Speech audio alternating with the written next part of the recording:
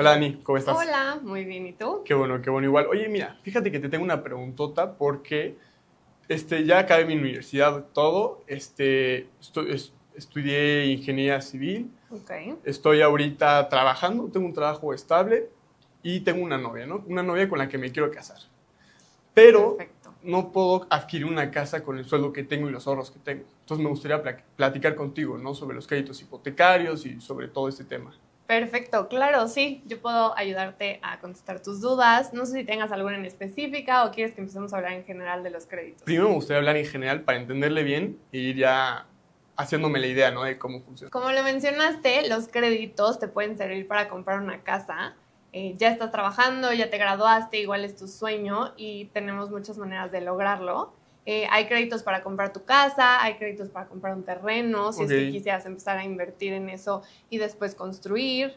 Entonces, sí, nosotros, los brokers hipotecarios, te podemos ayudar con eso, ya que trabajamos con muchos bancos diferentes que manejan diferentes tasas. Seguramente has escuchado hablar de las tasas y nosotros te podemos ayudar a entender un poco cómo se maneja esa parte. Ok, perfecto. ¿Y cómo funcionan las tasas y más o menos cuáles las tasas que te dan los bancos? Sí, mira, los bancos ponen sus tasas de acuerdo a cuánto a ellos les cuesta el dinero, ¿no? Los bancos compran dinero del Banco Central de México y ellos después te venden a ti ese dinero, ¿no? El dinero cuesta. Sí. Entonces las tasas pueden empezar desde un 8% y llegar hasta un 13%. Eso tal vez ahorita te suena como un poco que no entiendes muy bien lo que significa, pero es que tu dinero va a tener un interés a lo largo del año, ¿no? Ok. Entonces puedes tener una tasa del 8, puedes tener una tasa del 10, del 11, pero en realidad eso no es lo más importante de los créditos. Los créditos tienen su tasa, cuentan también con seguros, entonces va a depender mucho de lo que tú busques, pues cuál es la mejor opción de tasa o banco que te podamos ofrecer. Ok. ¿Y lo del seguro ya viene incluido con la tasa? O sea, cuando te ofrecen, te damos esta tasa, ¿ya viene incluido con ese seguro? No, la tasa es únicamente lo que el banco te está cobrando. Como los impuestos. Por prestarte el dinero. Bueno, ajá, okay, exacto. Sí. Los intereses. Exacto. Y el seguro es una parte importante del crédito. Ok. Cuando el banco te presta dinero, ya sea para comprar una casa, para comprar un terreno, para construir, el banco cuenta con unos seguros que también te vende y que tú pagas por si, por ejemplo, llegaras a fallecer antes de que termine la vida de tu crédito. Okay. Entonces el banco puede cobrar lo que te falta por pagar. También existen los seguros de daños, porque cuando tú compras una casa que no has terminado de pagar porque la sacaste con un crédito de banco, esa casa se queda como garantía. Okay. Si tú en algún momento dejas de pagar, el banco llega y te quita tu casa. Que no es lo que quiere el banco en realidad, pero tiene que tener una garantía. Claro, no le conviene, pero tienen la garantía de la casa en caso de que no llegues a pagar, ¿no? Exacto. Si tú no pagas, pues el banco se tiene que cobrar de algún lugar. Claro. Entonces, el seguro que te mencionaba de daños es por si en algún momento algo le sucede a esa casa, que esté protegida. De la garantía que tenían, que tenían, ¿no? De que yo sí les pagaba o no. Exacto. Y así ellos saben que la garantía siempre va a estar en óptimas condiciones para si necesitan. ¿Y esa fuerza lo de los seguros? Sí, los bancos a fuerza te piden esos seguros. Hay algunos bancos que tienen créditos en los que los seguros ya vienen incluidos sin que a ti te cuesten. Ok.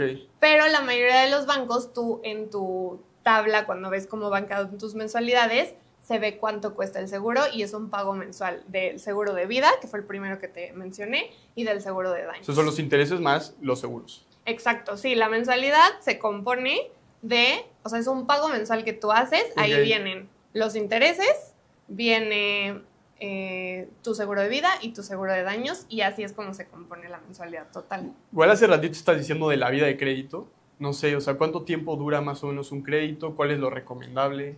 Sí, los créditos, dependiendo del banco que decidas, pueden ser desde 5 años, 10, 15 o 20 años. Son como los bloques más comunes. Pero hay otros bancos que tú puedes elegir, por ejemplo, 17 años, 18 años. Y esos son los plazos que te da el banco. Depende de tu edad, cuál es el máximo plazo que te pueden dar. Por ejemplo, tú que tienes 28 años, todavía eres muy joven, claro, puedes llegar hasta los 20 años y de esa forma la mensualidad te queda mucho más baja. Porque como te prestan una cantidad de dinero a largo plazo, pues la mensualidad es pequeña. Pero, por ejemplo, una persona que ya tiene 60, 65 años no puede tener un crédito tan largo porque como ya el tuyo. es muy riesgoso para el banco, ¿no? Exacto. Sí, Ok, la edad ok. más grande que puedes tener para seguir pagando tu crédito son 80 años. 80 Entonces, si años. tú ya tienes 65, 15 años. lo máximo que te van a prestar son 15 años. Ok. ¿Y pagas lo mismo al final? O sea, en 5, 10, 15 y 20 años, al final de los intereses y todo, ¿pagas lo mismo? No, los créditos más largos terminas pagando más porque los intereses son anuales. Ok. Entonces, si tú te vas a 5 años, terminas pagando menos intereses que si te vas a 20. Ok. Pero normalmente yo lo que les recomiendo, sobre todo a gente joven, es que sí se vaya al plazo más largo, que tengas tú una mensualidad que te quede cómoda pagar, o sea, que no sea algo que te cueste trabajo pagar mes a mes, pero si en algún momento, por ejemplo, te dan tu fondo de ahorro, tu aguinaldo, Claro. o te casas y te dan dinero de tu boda, entonces tú puedes dar ese dinero a tu crédito y bajas lo que le debes al banco. O sea, aparte de la mensualidad, puedo estar dando yo un dinero. Exacto. Puedes darlo mes a mes. Y sin problema, o sea, puedo agarrar y poner el dinero tal cual. Sí, exacto. Los bancos no te penalizan a menos de que liquides antes de los primeros 5 años. Ok.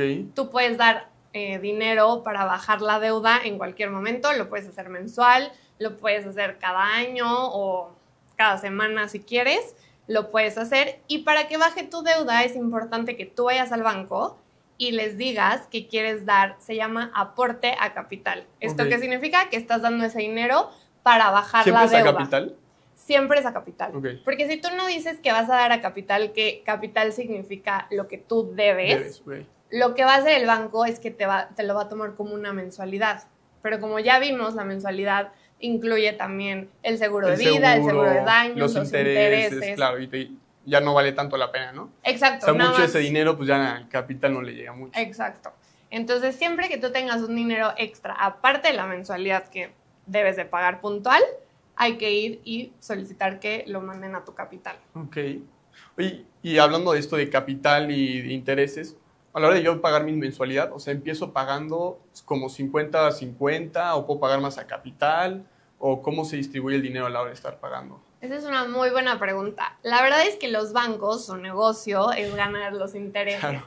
Entonces, si tú te fijas en tu tabla, en cómo van quedando los pagos, al principio pagas muy poco a capital. Ok. Yo creo que debe ser como el 10% o menos de lo que pagas se va a capital. Y conforme va avanzando el crédito, se va aumentando el dinero que tú das a capital y menos de intereses. Entonces, por eso era lo que te recomendaba, que no te vayas a los 20 años, porque en realidad los primeros 5 o 10 años casi que pagas Puro por interés. interés. Claro. Entonces, si tú puedes ir dando más dinero, te ayuda a bajar esa parte. Y terminas antes, ¿no? Y la mensualidad igual. No sé si la Exacto. mensualidad, o sea, si doy dinero a capital, ¿la mensualidad puede bajar? ¿O solo baja el tiempo? Dependiendo del banco y el tipo de crédito que tú saques. Ok. Hay créditos que, por ejemplo, los que te mencionaba, que te regalan los seguros. En ese tipo de créditos tú nunca puedes bajar la mensualidad, solamente el tiempo del crédito. Ok. Pero hay otros bancos que tú puedes decidir.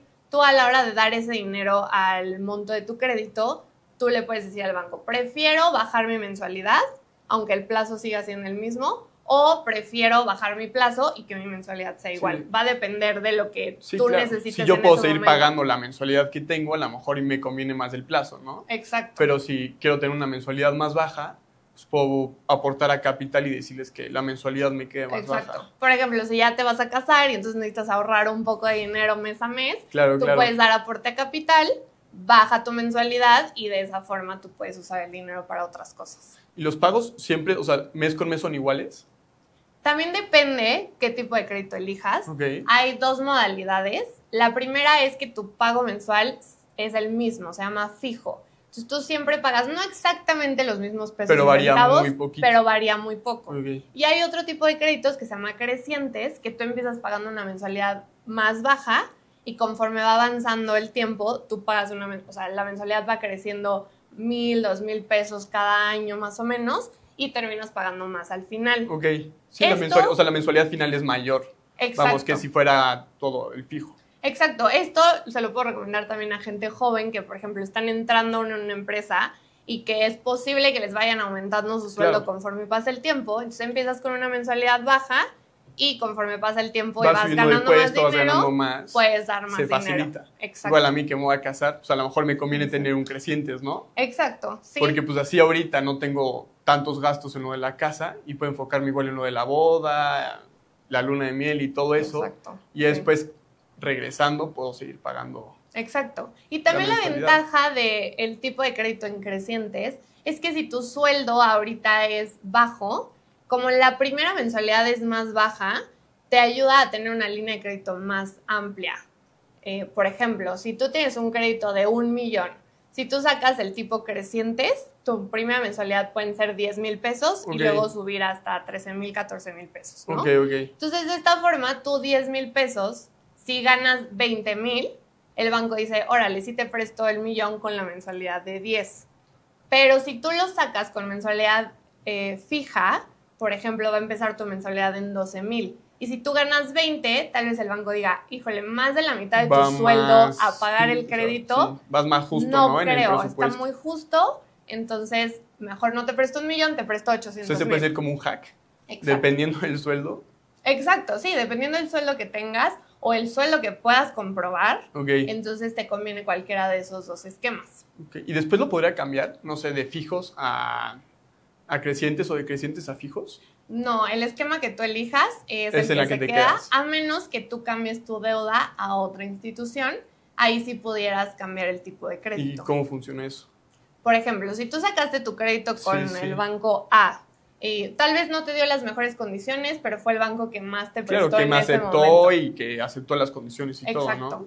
Pero ya después cambias de trabajo, tienes un sueldo más alto, tal vez ya bajaste un poco las deudas que tenías y pues ya eres un mejor perfil para Claro. el banco, tal vez ya estás casado, entonces Sí. A lo pues, mejor me subieron de puesto, ya gano un Exacto. poco más. llevas más tiempo en tu Claro. trabajo, Sí. entonces tú quieres pues mejorar las condiciones de tu crédito. Claro. Lo que podemos hacer es mover tu deuda del banco A al banco B.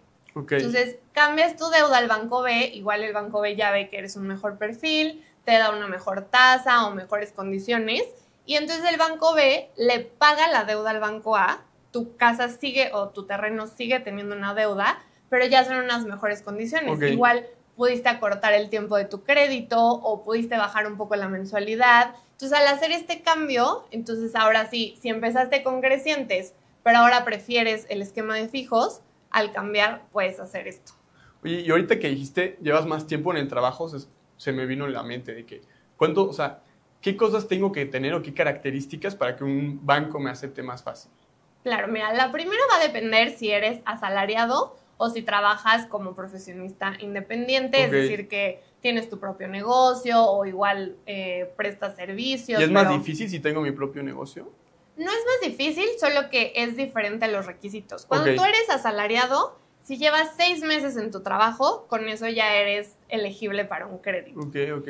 Cuando eres profesionista independiente, el banco te pide mínimo 2 años haciendo la misma actividad para que puedas ser elegible para el crédito. Para el crédito. Entonces, si un asalariado es un perfil más sencillo, es más seguro para el banco porque, aunque no puedes predecir que vas a seguir en el mismo trabajo, pues es mucho más probable que tu Que sigas en nómina el siga trabajo, cayendo, claro.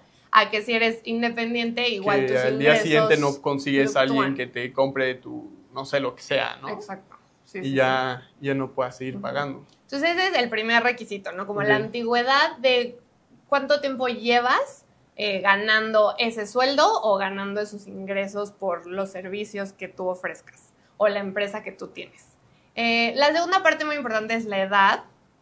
Los bancos te piden, la edad más chica que pueden aceptar son los 21 años. Ok. Entonces la edad es importante. Hay algunos tipos de crédito que te exigen tener 25 o 30 años por las condiciones que te ofrecen, pero desde los 21 tú puedes empezar. Ya puedes conseguir un crédito. Ujú. Antes, pues no. El siguiente es el sueldo. El banco te pide un sueldo mínimo mensual para poder ser elegible. ¿Y depende del crédito o es de que no, si no tienes este sueldo ya no pasas el crédito que sea? Las dos cosas. Ok. La primera es que el banco tiene un mínimo. Dependiendo del banco que tú elijas, pueden ser 7,000 pesos mensuales, 10,000 pesos mensuales, dependiendo porque los bancos son diferentes sus políticas o las cosas que te van pidiendo. Pero también va a ser importante, dependiendo el monto que tú quieras, cuánto es lo que debes de ganar. Si nos regresamos al ejemplo de 1 millón, por ejemplo, el banco A te va a decir, mínimo tienes que ganar 7,500, ¿no? Entonces tú dices, sí, perfecto, mi mensualidad justo son 7,500, ¿no? Lo que me pagan. Pero quiero 1,000,000. Entonces el banco te va a decir, sí te acepto como para prestarte dinero, pero no te puedo dar 1,000,000 porque no te alcanza ni siquiera para pagar tu mensualidad, que son 12,000 pesos. Entonces sí dependen las dos cosas. Para el primer filtro, por así decirlo, para saber si te van a poder prestar algo, ven cuánto gano. Hay que ver si ganas el mínimo. Y ya después, para ver si te prestan lo que tú quieres, va a depender de la cantidad que ganes. yo pida. Exacto. Y otra cosa que tengo mucha duda es el enganche. O sea, ¿cuánto tengo que dar enganche? ¿Hay un mínimo? ¿Hay un máximo? No sé. Esa es una muy buena pregunta. Aparte del enganche, hay otros pagos iniciales que hay que dar, que ahorita podemos platicar un poco más de eso. O sea, aparte del enganche y el pago de mensualidad. Exacto, sí. El enganche es el primer dinero que tú das para, por así decirlo, apartar una casa, ¿no? El banco mínimo te va a pedir que pagues el 5% de la casa si tú eres asalariado o el 10% si eres independiente. Entonces, de cajón tienes que tener o el 5 o el 10 del valor de tu casa. Si nos revisamos al ejemplo de 1,000,000, tienes que tener 50,000 si eres asalariado o 100,000 si eres independiente. ¿Y si voy a comprar un terreno o voy a construir es lo mismo?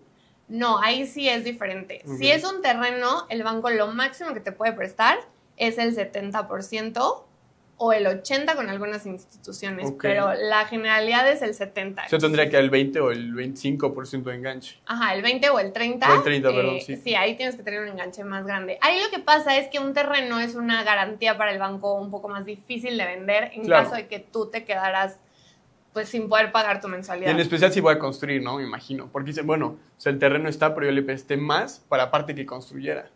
Pues la construcción es más segura para el banco porque al final va a terminar siendo una casa. Entonces, si tú quieres comprar el terreno y construir también con el mismo dinero que te va a dar el banco, ahí sí te pueden prestar hasta el 80% de cuánto va a valer tu casa ya cuando se termine. Entonces, tú haces un proyecto con un arquitecto y te va a decir el arquitecto, tu casa al final va a valer 3 millones, el banco te puede prestar 80% de ese valor futuro que va a tener tu casa.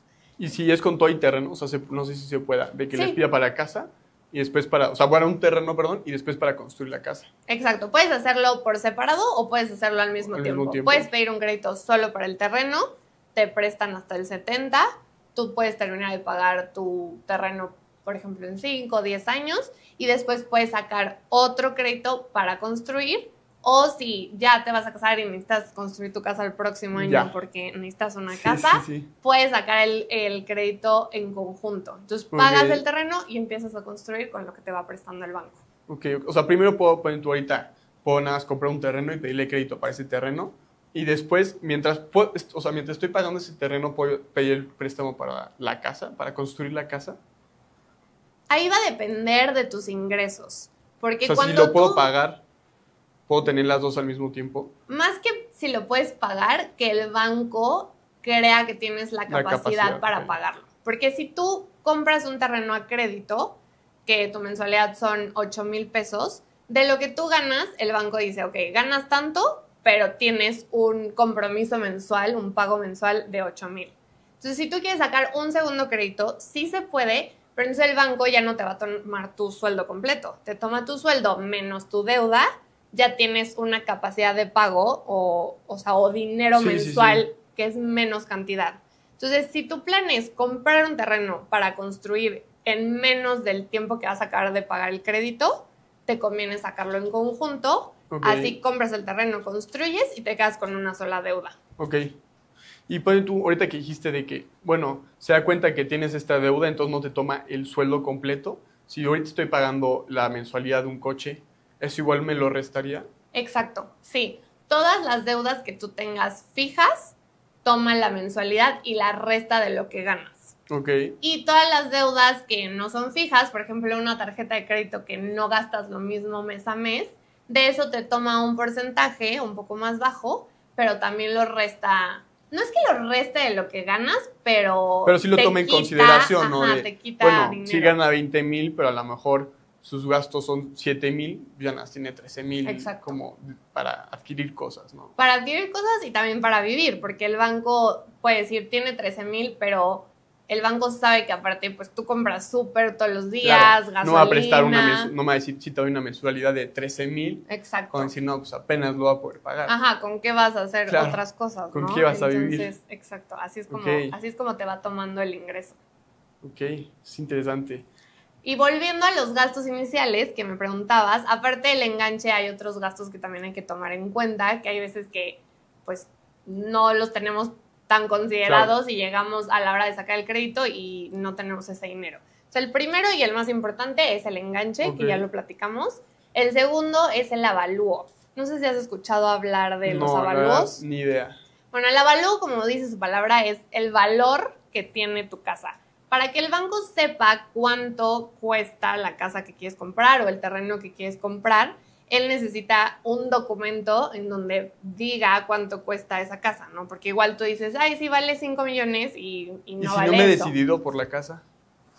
Si no te has decidido por la casa, no tienes que tener esto al principio, pero Pero ya si es que un te requisito. aprueban tu crédito, es importante que ya Ok. elijas qué es lo que vas a comprar para que el banco pueda hacer este avalúo. Perfecto. Entonces, el avalúo tiene un costo, dependiendo del banco. Hay unos bancos que a veces te regalan el avalúo y no lo tienes que pagar, pero normalmente este avalúo cuesta. Eso lo podemos ver desde el principio cuando tú elijas por qué banco te vas a ir. Te puedo decir más o menos cuánto va a costar el avalúo.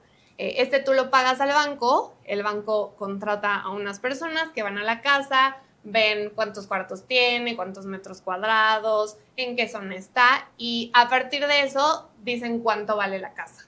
Ok. Entonces, este es otro costo que hay que tener en cuenta. Y el último es ya a la hora de llegar a la escrituración. No sé si has escuchado hablar que cuando tú compras una casa la escrituras. Oh, Bueno, escriturarla es ponerla a tu nombre. Ok. No es como decir, esta casa es mía. Entonces, cuando ya pasas por toda la primera etapa, que es tener la aprobación de tu crédito, luego ves cuánto cuesta la casa que vas a comprar o el terreno, llega la última parte, que es cuando ya finalizas, por así decirlo, el contrato. El banco ahora sí ya oficialmente te va a dar el dinero y vas a poner la casa a tu nombre. Ok. Esto se hace en una notaría. Las notarías te cobran por hacer este trámite. Te cobran unos honorarios, que es lo que vale su trabajo, y te cobran la escrituración, que lo que significa es cambiar del nombre del dueño pasado a tu nombre de la casa. Entonces, por ejemplo, si yo te voy a vender a ti una casa, antes de esa casa estaba mi nombre, Claro. en el registro, o sea, todo el mundo Sí, puede sí, sí. saber que está mi nombre, y cuando yo te la vendo, pasa de mi nombre al A mi tuyo, nombre. y esto se hace en una escritura. Ok. Esto cuesta dependiendo el estado en donde vayas a comprar. Aquí en Querétaro está alrededor del 9% del valor de la casa. Entonces, si tú compras una casa de 1 millón, son como 90,000 pesos O de... sea, sí son cosas que tienes que tener en consideración, ¿no? Sí, exacto. Porque a lo mejor dices, bueno, sí me alcanza para el enganche de la casa, sí me alcanza para la mensualidad, pero luego sale esto que es el 9%, es bastante. Exacto, es muy importante cuando empiezas a tener estos planes de querer comprar una propiedad, una casa, un terreno, tener en cuenta todos estos gastos, porque si tú empiezas el trámite y llegas al momento de ya vas a notaría a firmar y no tengo dinero para pagar mis escrituras, no se puede llevar a cabo pues el cambio de nombre, no te prestan el dinero, entonces se frena todo. Entonces, Ok. muy importante también, parte de nuestro trabajo es poder explicarle a los clientes Claro. cuáles son los pagos que van a hacer. Entonces, si no tienen esos pagos iniciales, siempre les recomiendo que empiecen a ahorrar, que igual la mensualidad que pensaban pagar de su crédito la ahorren por ciertos meses y ya tengan ese primer dinero Claro, y para ahora todas sí ya esas sacamos cosas. el crédito. Ok. Exacto.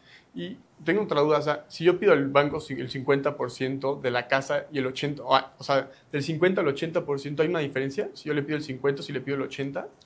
Va a depender el banco, el que elijas, pero normalmente algunos bancos te bajan la tasa Ok. si tú pides menos dinero.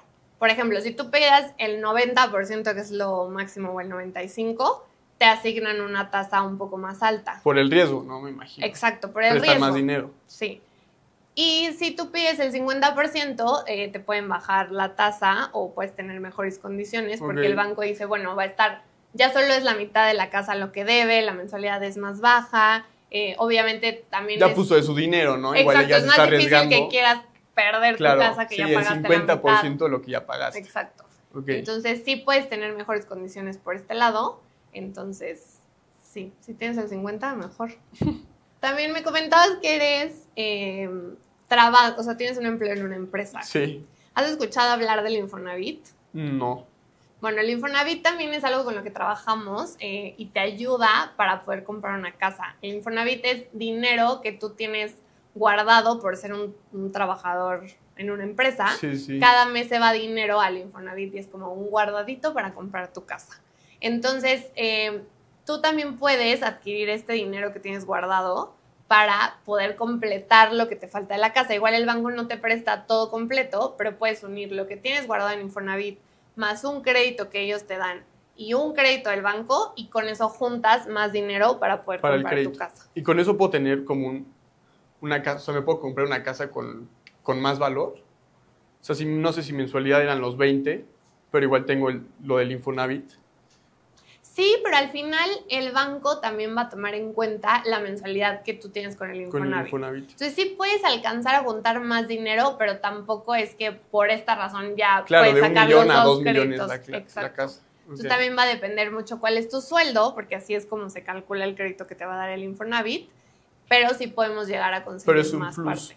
Exacto. Y aparte la mensualidad, o sea, tú tienes que poner menos de tu dinero, ¿no? Si sigue siendo la misma casa. Exacto. Y también, si llevas poco tiempo trabajando, otro esquema que funciona con el Infonavit es un producto que se llama Apoyo Infonavit, que yo lo recomiendo mucho para gente que lleva menos de 5 o 10 años trabajando en una empresa, que igual todavía su ahorro es muy chiquito. Muy chico.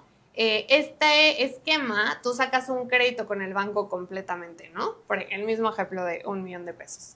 Tú lo sacas, tu mensualidad es de 12,000 pesos mensuales.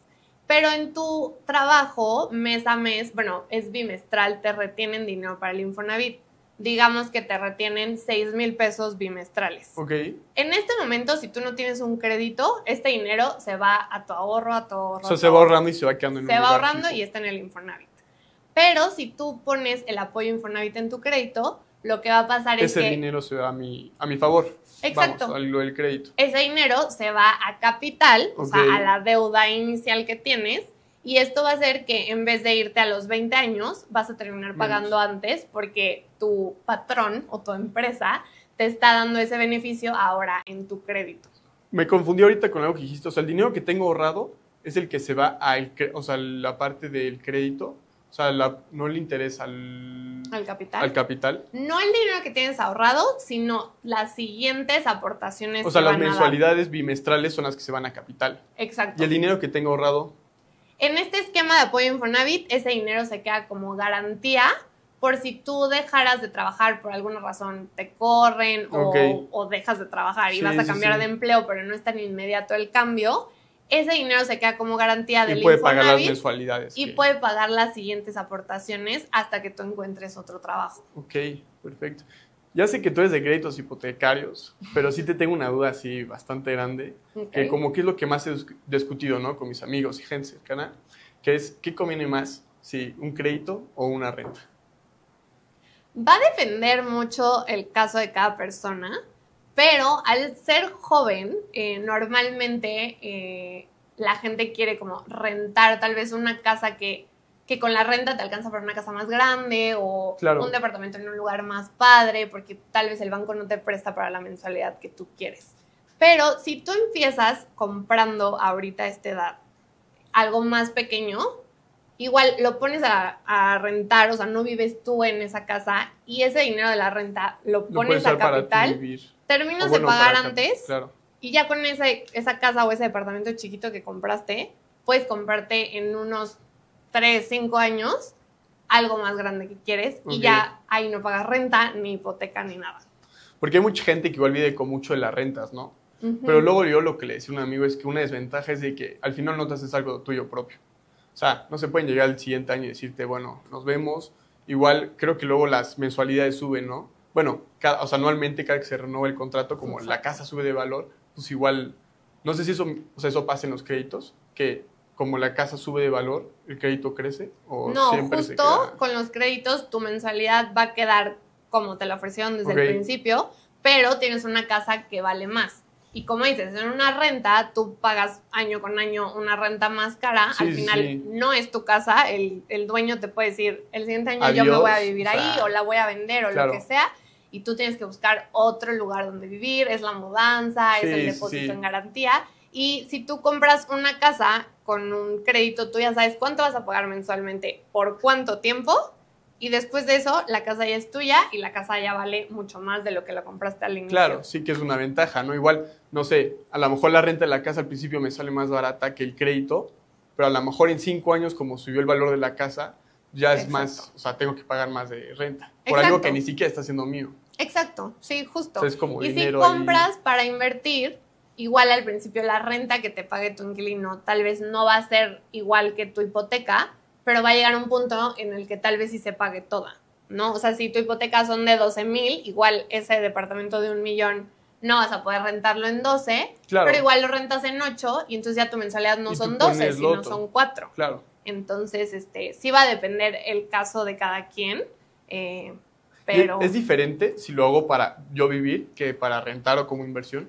No, no es diferente, es el mismo crédito. Mismo proceso. Es el mismo proceso, pero sí es importante que si tú compras para invertir, o sea, es decir, para que tú no vivas ahí, sino que alguien viva, el contrato que tú hagas con tu inquilino especifique que la casa está, o sea, que él sepa que pues tú estás pagando una mensualidad, porque si en algún momento tú dejas de pagar, aunque tengas un inquilino, el banco llega y te quita tu casa. Claro, claro. Entonces es importante siempre comentar esta parte, pero para el banco, al final, la garantía está ahí y la va a tomar si tú dejas de pagar. ¿Qué tantos clientes les llegan para invertir? O sea, si es algo que se usa mucho, o más bien los inversionistas luego me imagino que tienen todo el capital y se van directo por comprar toda la casa. No sé qué convenga más en caso de... La mayoría de nuestros clientes son para comprar la primera vivienda en donde ellos van a vivir. La verdad es que sí, la mayoría de los clientes compran para ellos y es muy padre ver cuando compran su primera casa. Pero también ya mucho la gente más joven está empezando a comprar para invertir, ¿no? O sea, compran algo pequeño que no viven ahí, pero así es como van haciéndose de inmuebles, que después, como dices, vives de esas rentas. Claro. Y entonces es dependiendo un poco el perfil del cliente, pero la mayoría compra para vivir. Para vivir. Ok, es que luego igual, no sé, estabas pensando, ¿no? A lo mejor, bueno, puedo rentar por un ratito, como tú decías, y me saco un crédito para una casa y con eso, pues, lo pongo a capital y así, pero bueno, es interesante saber que la mayoría de las personas lo usan más que nada para ellos vivir, ¿no? Sí, exacto. Okay. ¿Y hay alguna otra cosa así que les digas a los clientes que tengan en consideración? O sea, sí que sea como muy importante. Creo que lo más importante para explicarle a los clientes siempre es entender que va a depender la situación particular de cada uno, el monto de crédito que pueden obtener. Y no es porque el banco tenga algo en tu contra o porque no te quiere prestar, o sea, no es algo personal, sino que el banco tiene estos procesos de decirte hasta cuánto puedes pagar, porque también hay otros costos en tu vida, ¿no? Entonces, yo creo que es muy padre cuando un cliente llega y te pregunta, ¿cuál es mi máxima capacidad, no? Entonces, hacemos el cálculo dependiendo de sus ingresos y yo les digo, lo máximo que te pueden prestar es 1,5 millones. Y partir de eso, porque si tú empiezas al revés y tú dices, hoy quiero comprar una casa de 3 millones y no has hecho el análisis de cuánto ganas, de cuánto pagas mensual, igual y si metes otros ingresos y sí te prestan los 3 millones, pero en unos 4 años ya no te alcanza para pagarlo. Entonces creo que es muy valioso y muy importante el partir de tu situación. Eso hacer como un estudio de la situación de la persona, conocerla y ver como qué busca. Exacto, ver qué busca, ver cuánto gana, ver igual si está casado y puede juntar ingresos con su esposa o puedo con su juntar papá. los ingresos con ¿Y si no es mi esposa? Si no es tu esposa, de todos modos puedes juntar ingresos. Puedes juntar ingresos con tu amigo, puedes juntar ingresos con tu primo. O sea, si tengo un amigo con el que quiero comprar una casa, ¿se puede? Exacto, sí. Lo importante es que los dos califiquen, o sea, que los dos tengan el mínimo ingreso que te pide el banco, que los dos cumplan con la edad mínima, que no tengan muchísimas deudas, o sea, que al final el juntar los ingresos también les junta las deudas. Entonces, si por ejemplo tú y tu amigo ganan lo mismo, pero tú solamente pagas una mensualidad de coche muy bajita y tu amigo tiene 7 u 8 tarjetas de crédito, entonces no te sirve de nada juntar su ingreso porque se va en todas sus deudas. Claro. Entonces es importante que también la persona que tú quieras unir ingresos... Hablarlo bien y ver cómo está su situación. Exacto. Para ver si vale la pena. Y al final, cuando tú sacas un crédito de esta forma, también es importante saber que la garantía, o sea, la casa o el terreno, va a quedar a nombre de las dos personas. Okay. Entonces, sí puede ser con cualquier persona, pero siempre pero es sí más tener esas consideraciones. recomendable ser alguien que conozcas o que sea tu papá o tu Claro, hermano, alguien... porque pues hay un vínculo ahí cercano. Bueno, imagínate que ahorita yo ya quiero decir, bueno, me convenciste, pues ya, ¿no? Quiero un crédito hipotecario. Okay. ¿Qué es lo primero? Lo primero que hay que hacer es platicar un poco de cómo ganas dinero, de cuántas deudas tienes, un poco tu situación, si eres soltero, casado, tu edad. Entonces, lo primero que yo haría es hacerte una entrevista general, ¿no? A deudas, perdón que te interrumpa, pero a deudas te refieres como a cosas que no he pagado o cosas que, no sé, mi comida, mi coche y todo eso. Son cosas que el banco puede saber con certeza que estás pagando o que vas a pagar. Por ejemplo, una tarjeta de crédito, como es bancarizada, pues el banco sabe que tú tienes esa tarjeta, sabe cuánto dinero debes o cuánto dinero más o menos usas. Todas las deudas que estén a meses, todas esas son las que te toman en cuenta. El banco no sabe cuánto te gastas en el súper al mes. Sí, ¿no? Entonces, ese cálculo ya lo hace más pues con las generalidades, pero sí toma en cuenta las deudas que tienes en tu buro de crédito. No sé si has escuchado hablar del buro de crédito. Tampoco. Bueno, el buro de crédito es un documento, como si fuera una radiografía de todo lo que tú debes al momento. Es decir, salen todas tus tarjetas de crédito. Todo lo que he pagado y no he pagado. Exacto, y todo también lo que ya has pagado. Por ejemplo, si ya sacaste un crédito y lo liquidaste, aparece en tu buro de crédito y esto es positivo porque el banco ve, mira, ya tuvo un crédito, lo hizo bien, lo terminó de pagar, como si me no calificaran, se atrasó. más o menos, con Exacto. las compras que hago. Es como si te calificaran, pero aquí lo importante es que tengas siempre todo un 1, aunque parezca chistoso. Si tú tienes 1 en todas tus cuentas, significa que estás al corriente. Es como pagaste a tiempo y te ponen un 1. Si tú un mes te atrasaste, por ejemplo, en tu Telcel, que es muy común con los clientes, se me pasó pagar mi Telcel y lo pagué hasta el siguiente corte, entonces en tu buro va a aparecer un 2. Esto quiere decir que un mes no pagaste, te fuiste hasta el segundo mes, y luego ya te pusiste al corriente, entonces vuelves al 1. Pero hay clientes que de repente se les olvida que tienen el Telcel de su hijo, y entonces se van hasta 5, 6, 9, es el peor, y entonces el banco dice, híjole, si no puede pagar Telcel, ¿qué me va a poder pagar un crédito? ¿Qué me va a poder pagar un crédito? Es mucho mayor. Entonces es bien importante que esta radiografía esté pues en orden. Muchas personas siempre dicen como, ay, es que estoy en buró. No es que estés en buró, todo el mundo estamos en buró. O sea, todo el mundo que tiene una tarjeta de crédito o algo a veces está en buró. Okay. No es algo negativo, sino que si estás al corriente, vas a tener buena calificación y el banco va a decir, ok, está bien. Si tienes mal, o sea, no pagas a tiempo, dejas tu tarjeta correo o lo que sea, entonces, pues el banco va a decir no tiene tan buen comportamiento. ¿Y si no he pagado algo? O sea, una mensualidad. Sí, una mensualidad, no la he pagado, la dejé de pagar por un tiempo. O sea, ¿puedo hacer algo?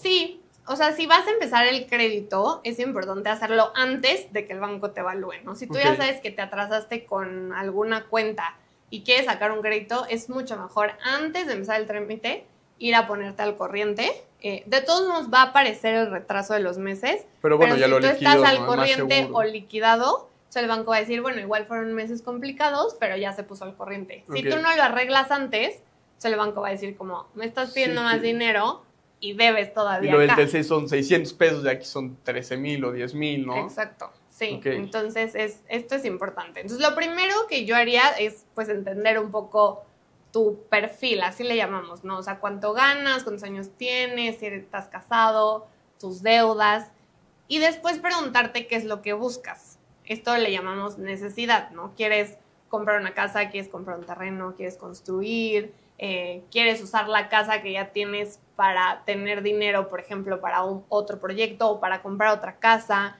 Entonces depende ¿Usar la casa que tengo para comprar otra casa? Sí. ¿Cómo? Sí, hay un crédito que el banco te presta si ya tienes tú una casa a tu nombre. Ok. Por ejemplo, si tu papá te heredó una casa, ¿no? En vida. Entonces tú ya tienes una casa a tu nombre y quieres comprar otra casa, pero no te alcanza, por ejemplo, para el enganche o no te alcanza para pagar la escritura y el avalúo y todos estos costos que mencionábamos antes. Entonces tú le puedes decir al banco, mira, banco, tengo esta casa que vale más de la casa que quiero comprar. Entonces préstame poniendo esta otra casa en garantía y préstame más dinero. Claro. Entonces el banco te da todo el dinero, pones la casa que ya tienes a tu nombre en garantía y con ese dinero compras la otra casa así de contado, completa, más escrituración y debes obviamente ese dinero, pero con la garantía de la otra casa que ya tenías. Y a fuerza tiene que ser mayor si si el valor de la otra casa que tengo es menor. Si el valor de la casa que tienes es menor, entonces el banco te va a prestar en base a cuánto vale esa casa. No puedo de que juntar las dos. O sea, decirle, bueno, mira, tengo esta casa y quiero esta casa. Puedes hacer eso con un banco en específico. Afirme si tiene ese tipo de créditos que juntas la casa que ya tienes más la que vas a comprar y entonces puedes tener más dinero. Pero siempre es recomendable que si quieres usar este tipo de productos, también para que te alcance, que tengas una casa de mayor valor. Igual puedes comprar un terreno, que generalmente son más baratos. Entonces sí puedes hacer este tipo de créditos. Ok, y después del proceso ya me conociste, ya viste lo que quiero y qué sigue. Entonces yo te propongo diferentes bancos, dependiendo cómo está el mercado en ese momento, cuál tiene la mejor tasa o las mejores condiciones o te presta, por ejemplo, con menos tiempo de antigüedad en tu trabajo o así. O sea, dependiendo como tu perfil. Mucho mi perfil. Ajá, vamos a elegir ciertos bancos y yo te voy a proponer pues esos bancos, ¿no? Vemos un simulador, que lo que es un simulador es lo que dice su nombre, simula tu deuda, cómo quedaría con cada banco. Ya que lo revisamos y que tú dices, sí me alcanza y que yo reviso si te alcanza con tu sueldo, entonces elegimos, puede ser uno o podemos iniciar el trámite en los tres al mismo tiempo.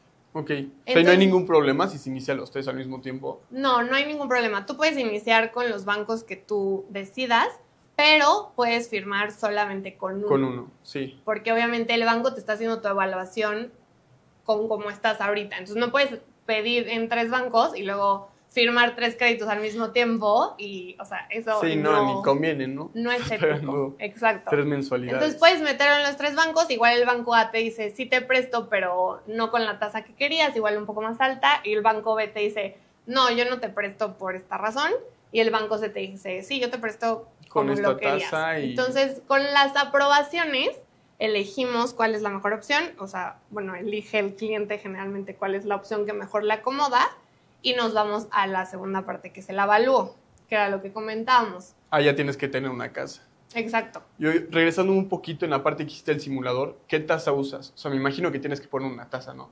Sí. Porque, pues sí, tal tasa para que te dé las mensualidades. O sea, normalmente, ¿qué tasa usan? O dicen, bueno, por este tipo de cliente lo más seguro es que les preste tanto, entonces ese tipo de tasa le pones o pones, bueno, la mejor opción es esta y te pueden dar esto, ¿cómo lo llevan? Sí, esa es una muy buena pregunta. Hay bancos que dependiendo cuánto porcentaje del valor de la casa vas a pedir, te asignan una tasa, no importa tu perfil, no importa todo lo demás, es solo dependiendo cuánto vas a pedir. Entonces, esos utilizas la tasa que el banco ya te da. Okay. Con otros bancos, normalmente vamos viendo si el cliente ya tiene cuenta en algún banco, puede ya pertenecer a algún grupo en los que le asignan una mejor tasa por ya ser cliente del banco. Entonces va a depender lo que lo que yo ya vi de mi cliente, la tasa que uso para el simulador. Hay algunos bancos que no te dicen cuál tasa te van a asignar hasta que ya hacen la evaluación. Entonces ahí normalmente intento poner la media, pero siempre explicándole al cliente que esto puede variar, ¿no? Sí. Como te puede tocar la mejor tasa, te puede empeorar. Como te puede tocar varía la tasa mucho más alta. Dependiendo del cliente, ¿no? Exacto. Y cómo lo ve el banco. Sí, siempre es importante saber que los simuladores, aunque puede ser muy parecido a cómo van a quedar las condiciones, no podemos asegurar que así es como va a quedar. Ok. Ahorita que dijiste el avalúo, en la parte del avalúo, hacen el avalúo de la casa. Y si vale menos de lo que yo había puesto. Si vale menos de lo que tú habías puesto, ese es el valor que va a tomar el banco. Okay. Entonces, si tú habías dicho que valía 1 millón, pero en el avalúo sale 900, el banco va a tomar de referencia el 900 y no el 1 millón. Entonces, también es importante por esto hacer el avalúo, porque hay veces que tú piensas que vale más y al final el avalúo vale menos, entonces necesitas más dinero para comprarla y pues sí es importante tener eso. Y para el avalúo también es importante mencionar que necesitas tener documentación de la casa. Okay. Te van a pedir documentación básica, que es el agua, o sea, si ya es una casa que es usada, puede ser la boleta de agua de SEA o del agua que paguen, tiene que estar al corriente. O sea, no se vale así que debe 10,000 pesos. O sea, si no está al corriente de la casa, ¿no lo hacen el avalúo? Sí hacen el avalúo, pero la venta se condiciona a que esté al corriente todos esos pagos. O sea, hacen el avalúo y a la hora de firmar dice, bueno, pero están al corriente tus pagos. Exacto. Y, bueno. Entonces te van a pedir el agua. Si es una casa nueva o es un desarrollo nuevo que están construyendo, ya es que aquí en Querétaro hay muchos nuevos, te van a pedir un papel que se llama factibilidad de agua. Es decir, tal vez todavía no hemos puesto tu medidor particular, pero tenemos una carta sí que hay dice, agua en el... Exacto, que este fraccionamiento va a tener agua en algún momento, ¿no? Sí. Entonces, este primer documento es muy importante. Luego te van a pedir el predial. El predial es el documento con el que pagas impuestos sobre tu casa. Entonces, también este tiene que estar al corriente. Si es un dueño anterior, pues el predial debe de estar al corriente al mes en el que estamos o al bimestre en el que estamos, porque es bimestral. Y si es una casa nueva, pues tiene que tener ya una clave, o sea, de que es una casa separada, ¿no? O sea, que ya está dividido el terreno, que no sigue siendo un terreno completo. Un terreno baldío ahí. Exacto. Okay. Te van a pedir también planos de la casa. Normalmente cuando es una casa nueva, pues existen porque son planos de la casa prototipo. Cuando es una casa usada, hay veces que el dueño no tiene los planos o igual ya le hizo remodelaciones, entonces no son los mismos planos. Tiene que ir alguien, me imagino, a hacer el levantamiento. En el avalúo los hacen, pero te cobran tantito extra. Okay. Entonces, si están, pues es mejor tenerlos. Y obviamente la escritura, que es lo más importante, que es la carta que dice quién es el dueño de esta casa. Entonces, tiene que estar la escritura completa y debe estar inscrita en el registro público de la propiedad, que es como la institución que avala que todo esto esté en orden. Okay. Entonces, esos 4 documentos tienes que tenerlos a fuerza para el avalúo. Ok. Y si el avalúo es mayor, se me olvidó preguntarte, o sea, ponen tú, si evalúo, o sea, le hacen un avalúo a la casa y sale con, o sea, que pues, no sé, en vez de valer 1,000,000, vale 1,200,000. Eso a ti como cliente te ayuda. Ok. Porque eso quiere decir que vale 1,200,000, el banco toma ese valor y entonces te puede prestar un poco más, puedes hasta alcanzar a pagar la casa completa, pero cuando tú vendes o compras una casa con mucha diferencia de precio, hay impuestos que te cobra el Estado, ¿no? Por ejemplo, si tú eres el dueño y tú vas a vender tu casa y esta casa saca un avalúo de un precio, pero tú la quieres vender más cara porque tú piensas que eso es lo que vale, puedes hacerlo, pero el Estado te va a decir, perfecto, véndela más cara, pero lo que tú ganes de utilidad, me das una parte a mí de impuestos. Okay. Entonces sí lo puedes hacer, pero te cobra. Y al revés igual, si tú vas a comprar una casa que te dijeron cuesta 1,000,000 de pesos, ¿no? Y el avalúo sale mucho más arriba, pero el vendedor te dice, no importa, yo te la vendo en 1,000,000 de pesos. Tú por comprar barato, por así decirlo coloquialmente, sí. pero estás comprando algo que a la hora de comprarlo ya per se va a valer más dinero. O sea, tú compras en 1,000,000, pero en realidad vale 1,200,000. Entonces, tú comprador le pagas las utilidades que estás ganando al gobierno. Okay. Entonces, siempre es importante, se puede hacer y si el vendedor o el comprador están de acuerdo en pagar esos impuestos, se puede dar la operación sin problema, pero sí es más sencillo que te quedes como en el rango que te da, que es un 10% abajo o 10% arriba de lo que sale el avalúo. Ok. ¿Y hay manera, o sea, no sé, de no pagar todos los impuestos? No sé, que, bueno, yo le voy a pagar al dueño de la casa, le voy a pagar todo por aquí. O sea, no sé cómo se haga el pago, pero, o sea, se puede hacer que como que no todo salga, es que no sé cómo ¿Como explicar. de utilidad? Ajá. Lo que sí puedes hacer para exentar impuestos es cuando eres dueño y tú compruebas que la casa, en primera que nunca hayas hecho esto de exentar impuestos y que la casa que estás vendiendo era la casa donde tú vivías, o sea, es decir, que tu INE tenga el domicilio o que SEA o CFE esté a tu nombre. Entonces tú puedes venderla, la puedes vender hasta más cara si quieres, pero tú exentas los impuestos. Entonces ya no te va a impactar porque Tanto los en estás... los O sea, el impuestos. Estado te da como que chance Claro. de vender la casa en donde vives exentando esos impuestos. Ok. Pero esa es la única forma. Cuando compras barato, ahí sí no No hay manera. puedes, porque es una utilidad que tú estás comprando en el momento. Claro, claro. Y ahorita se me ocurrió, ¿no? Si, por ejemplo, la casa vale más, el vendedor me puede decir, no, pues ya no te la vendo en 1 millón, te la vendo en 1.200.000. Sí, esto puede pasar, Ok. entonces siempre es muy importante cuando tú quieres comprar una casa, hay un contrato de compraventa que firmas. Yo siempre les recomiendo a mis clientes que lo hagan en cuanto tienen el crédito aprobado, porque cuando ya te aprueban el crédito, tú ya tienes no la certeza total, porque todavía falta mucho camino por recorrer, Claro. pero tienes como una mayor seguridad de que vas a tener el dinero para comprarla. Entonces, en ese momento te sientas con el dueño de la casa, hacen un contrato y fijan el precio. Entonces, yo O sea, es te muy voy a importante comprar fijar el precio desde el principio, Exacto. ¿no? Ya que lo tengas aprobado. Sí, porque si no tienes este contrato en el que ya tienes el precio, puede pasar esto. Igual la casa vale más y entonces el dueño dice, no, pues entonces te la vendo más cara. O al revés, Y igual ya no podría te pasar. alcanza. Entonces, sí es importante como tener bien claro cuánto te va a costar, con qué términos, o sea, cuánto tiempo también te va a esperar el Claro. dueño a que finalice la operación, porque cuando te lo aprueban todavía pueden tardar unas 2 o 3 semanas en terminar el trámite. Entonces también es importante poner que haya un tiempo de espera para que tú puedas, pues, terminar todo este trámite Sí. y ya comprar la casa. Entonces este documento es importante que lo hagas. Normalmente lo haces si tienes algún asesor inmobiliario o si el Sí, a desarrollo través de tiene quien alguien me a lo haya través de vendido. ellos. Exacto. Ahorita que dijiste que después de eso dura 2, 3 semanas, o sea, más o menos como cuánto dura en lo que yo digo, voy a sacar un crédito y te contacto hasta que ya tengo las llaves de la casa. Sí. Lo más rápido son 4 semanas. Ok. Normalmente es 1 semana para la aprobación. Te puedes ir mucho más rápido, pero luego falta algún documento, no firmé la solicitud a tiempo. Creo que no te he preguntado qué documentos se necesitan. Los documentos, por ejemplo, tu comprobante de domicilio, tus recibos de nómina, o si ganas como independiente tus estados de cuenta, tu INE para saber que eres tú, si estás casado, tu acta de matrimonio, si no, tu acta de nacimiento. Son como documentos generales Ok. y dependiendo del perfil vamos pidiendo más documentación necesaria. Entonces, la primera parte es esta de la documentación, que era lo que platicamos, entender el perfil, la necesidad, juntar la documentación, firmar la solicitud. Eso tarda más o menos, siempre le damos 1 semana. Si el cliente es muy rápido, igual en 48 horas podemos tener la O sea, aprobación. en 2 días ya puedo tener la aprobación. Exacto, si juntamos toda la documentación y tu perfil es Todo un buen está perfil, bien, buen perfil. en 48 horas podemos Ya. tener la aprobación. Ok.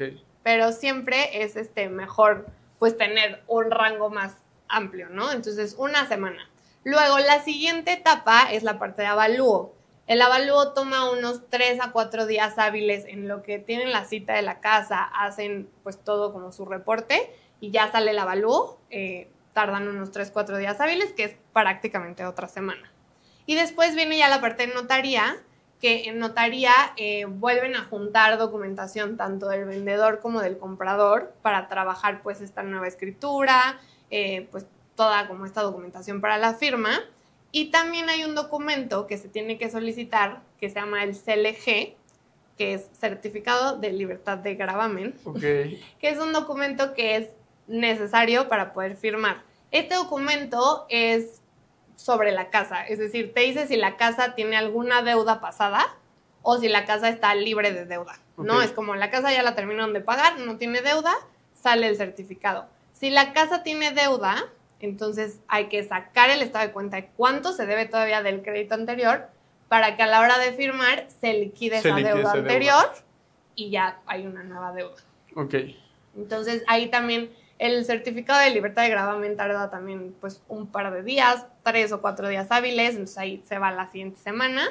Entonces, O sea, pon tú que 3 semanas si todo O sea, 3, fluye. 4 semanas y todo fluye bien, ¿no? Exacto. Sí, y entonces son 3 etapas. O sea, Exacto. la primera etapa que es, no sé, como conocerme, ver mi perfil, tomar todos mis datos, y esos, me imagino, ya se van al banco, ellos los checan. Exacto. Después es la parte del avalúo, que ven pues, cuánto vale la casa y la garantía más o menos del banco, ¿no? Exacto. Y al final está toda la parte de la notaría. Exacto. ¿Qué En es? realidad, la parte de la notaría y el avalúo pasan al mismo tiempo, por así decirlo. Ok. El banco, cuando ya tiene la aprobación y tú sí quieres seguir con el crédito, entonces se hace el avalúo y a la par se empieza a trabajar con notaría toda la Para documentación. hacerlo mucho más rápido todo Exacto. Entonces, la segunda y tercera etapa yo las divido así para que el cliente vaya Claro, o sea, entendiendo más cómo nos fácil. vamos moviendo, pero en realidad pasan al mismo tiempo también para eso. O agilizar sea, el puedes decir, trámite. oye, sí me gustó la tasa que me dieron, todo, hagan el avalúo y de una vez metan los papeles a notaría. Exacto. ¿Y no faltan los papeles del avalúo? ¿O eso se pueden, o sea, no sé cuánto se tarden ni qué tan importantes sean los papeles del avalúo? Esa es una buena pregunta, porque aparte del avalúo que hace el banco, que ese se llama avalúo comercial, hay un segundo avalúo que hace la notaría, que se llama avalúo fiscal. Este avalúo lo usa la notaría para calcular cuánto te va a costar hacer el cambio de nombre. Ok. Entonces, por ejemplo, si la casa en el avalúo fiscal sale de 1 millón, a ti te va a costar sobre ese precio cambiarle el nombre a tu nombre. Pero normalmente este avalúo sale un poco más abajo que el comercial, entonces esto le ayuda a los clientes porque acaban pagando un poquito menos del... para la parte de de la- ponerla que a su del nombre. 9%, ¿no? Exacto. Entonces va a depender de ese avalúo. Entonces también es importante empezar las dos etapas al mismo tiempo para que notaría haga su propio avalúo también pues al mismo tiempo y no nos tardemos también en ese avalúo y empieza a recopilar pues toda la documentación, revisan la del comprador pero también la del vendedor, entonces eso también por eso inicia al mismo tiempo. Bueno, pues muchas gracias, la verdad.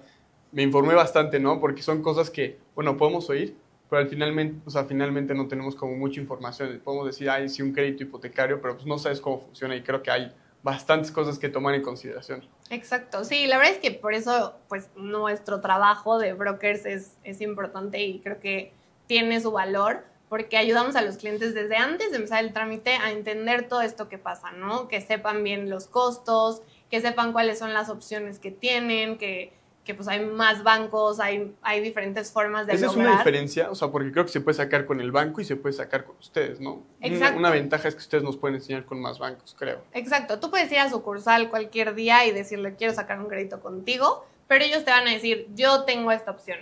Y nosotros como brokers lo que hacemos es que tenemos todos los bancos Claro. en nuestro bolsillo. No, no es cierto, Todo el pero menú. tenemos todo el menú de bancos Sí, sí, y sí. podemos decirte cuál es la mejor opción. Tú no tienes que ir, nosotros hacemos el trámite por ti, obviamente con tu autorización. Claro. Y te llevamos de la mano literalmente hasta que te entregan las llaves de tu casa. Perfecto. Pues muchas gracias.